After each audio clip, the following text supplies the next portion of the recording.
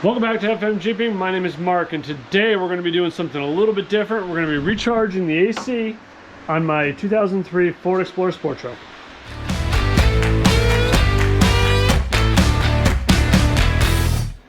Alright, so a little kind of backstory on this truck. This is my daily driver. I've had this truck for many years. I want to say probably over 10 years at least by now.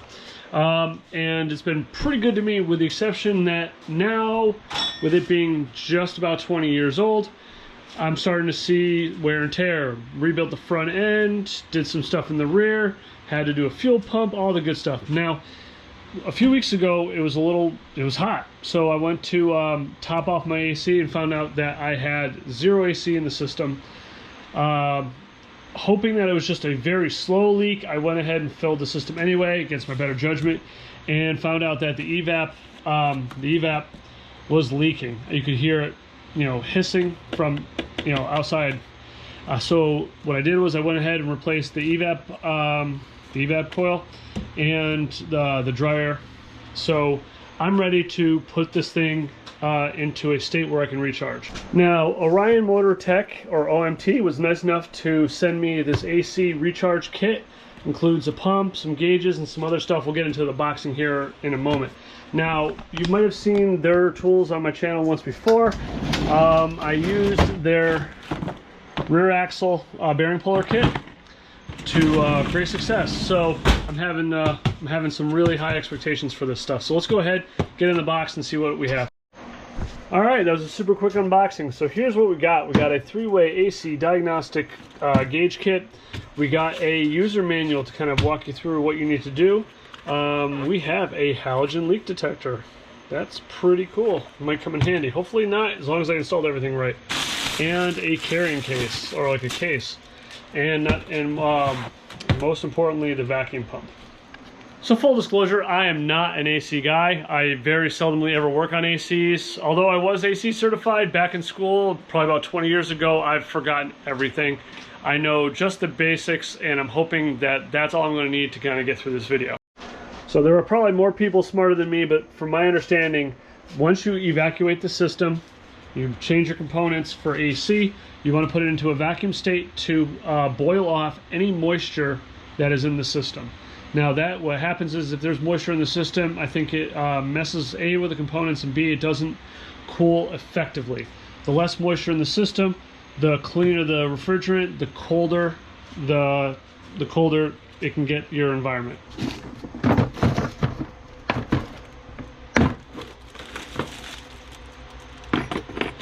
Ooh, way nicer.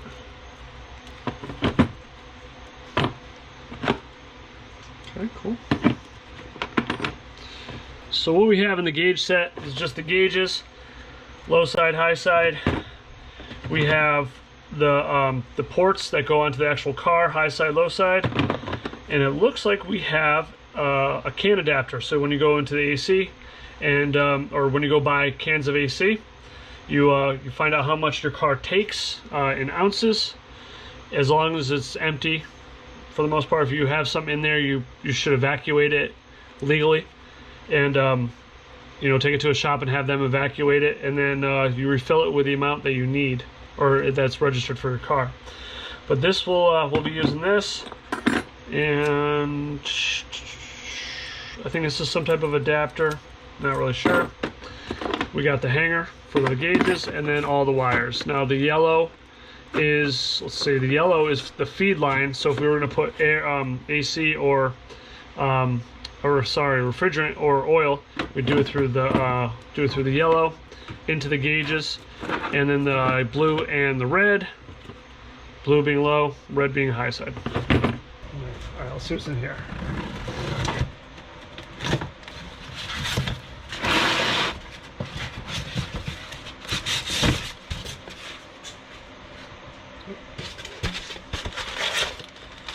Got some gloves, some Teflon tape, and an adapter.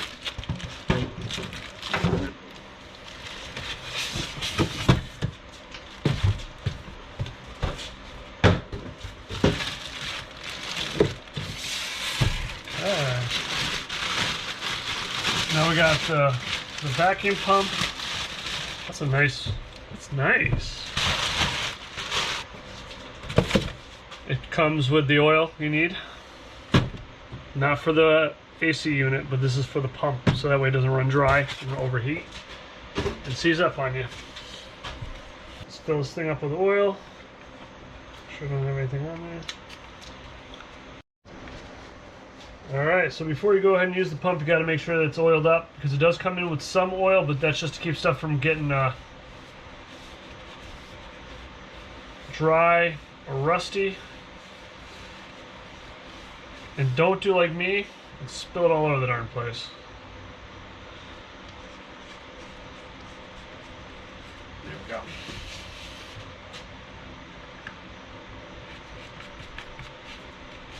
Alright. Good. Now we got the oil level where we want it, right at max.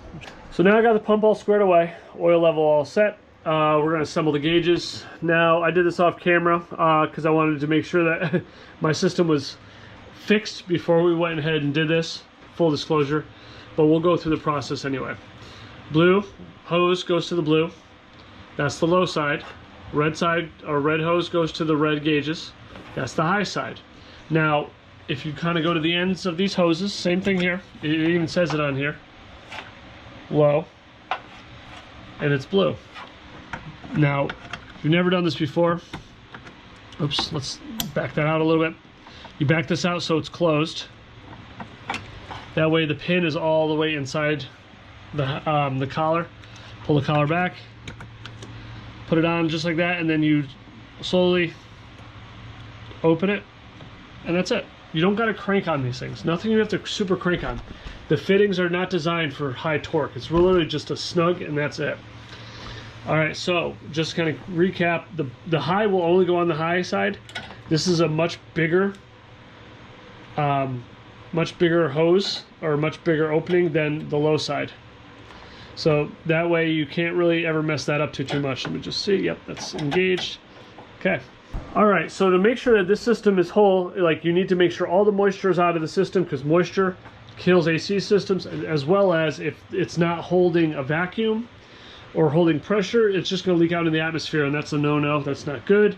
That's why if you are going to evacuate your AC system and still have pressure, take it to a shop and do it legally, do it the right way.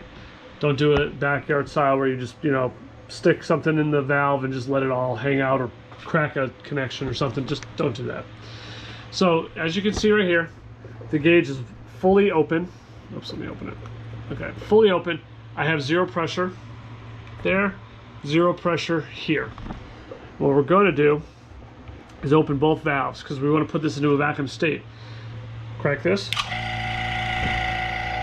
And we're going to let this run for half an hour. As you can see, it went from 0 and it's going to go all the way to -30, which means it's in vacuum.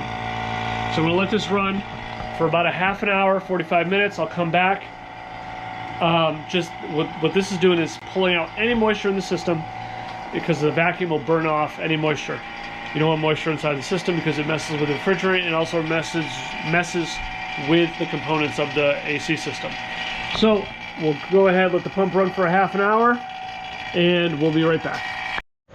All right, so it's been 30 minutes without the pump on, with the gauges holding steady. They haven't budged, which means I believe the repair has been completed. So we should be good. Now we can start the process of putting refrigerant in.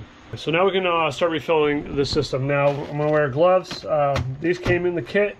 I also have these as well. I think these might be a little bit more protective in terms of frostbite. I'm also gonna wear safety goggles. They're around here somewhere. And then we gotta kind of also make sure we know what we're looking for in terms of how much we need to charge.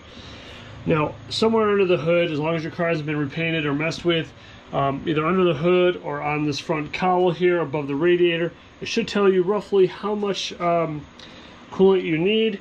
Mine right here says 30 ounces. So what I did is I went out and got 3 cans. One's over here. Got 3 cans at 12 ounces. So that means I'll have to short one can about 6 ounces, which is why I have a scale over here and a little note that tells me to stop at 9 ounces. Only reason being, this takes into account of the weight of the can as well.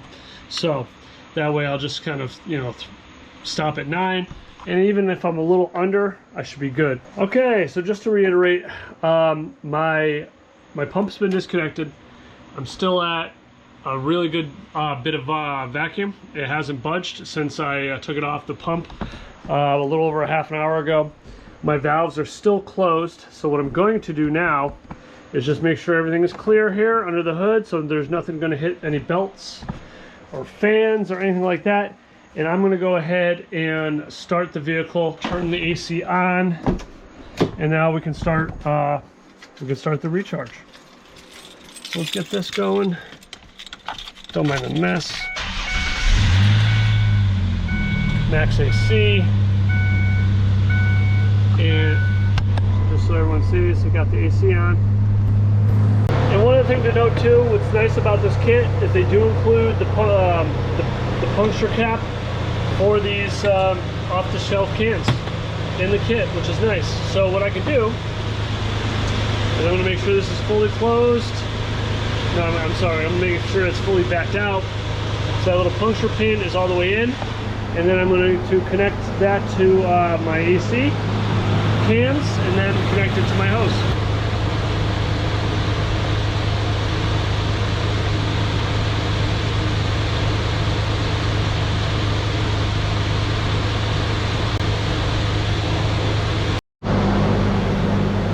Alright, slight change of plan. I'm going to start with this one first. I did have to bump this up to 11 ounces because I had to account for the weight of the adapter and the hose. So once I'm going to put this one in first, get this down to 11 ounces, then I'm going to put up 2 more cans and empty that. So that way I give myself a little bit of cushion in case I overcharge with this. I'm going to crack the bottle.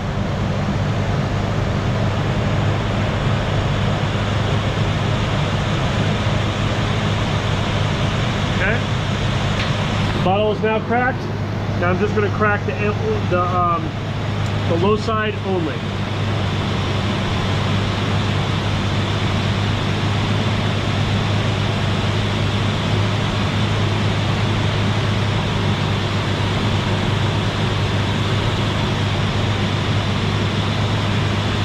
What's going on here?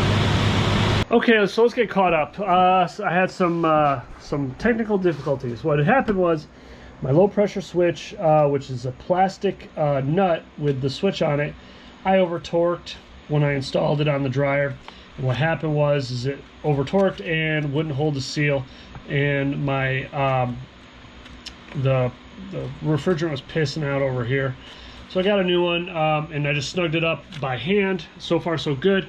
I did turn on the truck, cycled it, and 2 things were confirmed. 1, the low pressure switch is working fine.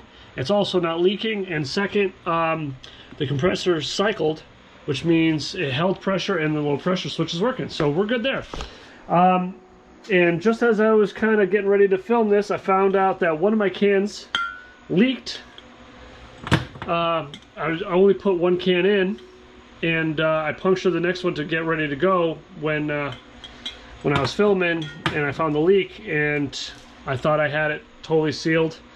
I took the top off. I thought I had it totally sealed, and I guess it wasn't. So I'm down to 1 can. So I'm going to go ahead and put that in. And also, when I found that leak, I accidentally left my gauge open as well, and I lost probably about 6 ounces of refrigerant. So shame on me for releasing it on the air, but also too, it was completely accidental. I did not mean to do it. I'm going to go ahead and put this in, run this for now, and then I'm going to pick up another can later on down the line and top it off. It should take all 12 ounces, and it should be fine based on how much I figured I lost when I left my manifold gauge open. So I'm going to go ahead and top this off, and I'll be right back.